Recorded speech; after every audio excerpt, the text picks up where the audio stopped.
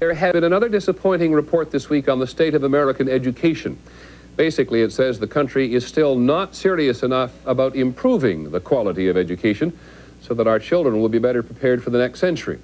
We think the individual we've chosen this week is doing his best to set an example. He believes, and apparently so do many of his students, that achievement begins with ambitious goals. I never felt like they saw themselves on these college campuses. I think it was a self-esteem issue. I felt like they would see college guides and mostly filled with white Americans enjoying their time at the libraries and these spacious dorm rooms. Robert Mitchell, 33 years old, is an English teacher at Chelsea Vocational High School in New York City. He can see many of his inner city minority students going to 4 years of college, and he's doing something about it. Virginia, there's a small liberal arts college called Randolph-Macon. Every month or so, Mitchell takes time to hand out college brochures to what are essentially some of the country's top universities, to ask his students if they can picture themselves in such a different environment, even though they have the grades. Barnard College. This is an excellent liberal arts college uptown that's affiliated with Columbia University. I think you might want to check that one out, Kiaka. Mitchell deliberately raises the question of race. What are your thoughts about going to an institution where the composition might be 80% white or 90% white? Maurice? I don't care. It's just, I'll just be around a lot of white people, that's it. Kenneth? They're just people like you, like your life, and I'm here talking to you like no problem.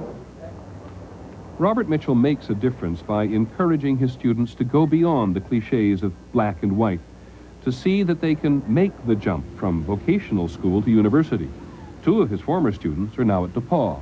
Rob Mitchell always emphasized that any child, no matter how smart or how quote-unquote dumb they were, they can all go to college. I thank him a lot for what he has done.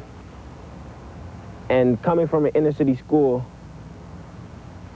it hasn't really prepared me for the college life, and it's hard adjusting to college life. But I think I can do it. Attention juniors planning on taking the PSAT. Mitchell has actually gone one step further. He's written a college admissions how-to book called The Multicultural Student's Guide to Colleges. It includes the basic information on how to fill out an application, how to get financial aid, and how to get minority scholarships. Are you thinking about college? Yeah. All right, okay, so we need to start thinking about that. Even though you're in 10th grade, you can take... It also includes what minority students already enrolled have to say about each school. You don't find that in other guides. We never got to hear from students of color. And as a white admissions or college advisor, I really felt like I needed to hear those students' perspectives. And one of my former students now, Emilio Nieves. Robert Mitchell comes from a very different cultural perspective.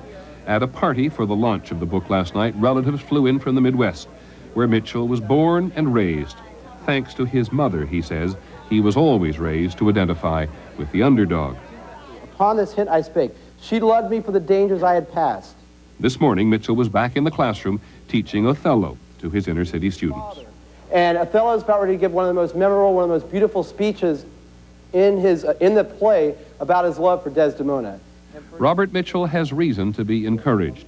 75% of the students from this vocational school are now going on to get a higher education. I am a champion of theirs. When it does come to the admissions game, they are an underdog when they're competing with students from more affluent communities like Scarsdale and competing with students who've taken $700 Stanley Kaplan courses. So they are an underdog when it comes to admissions. What I'm trying to do is level that playing field just a little bit more, what little I can. Which is why we choose Robert Mitchell. His students are not likely to forget him.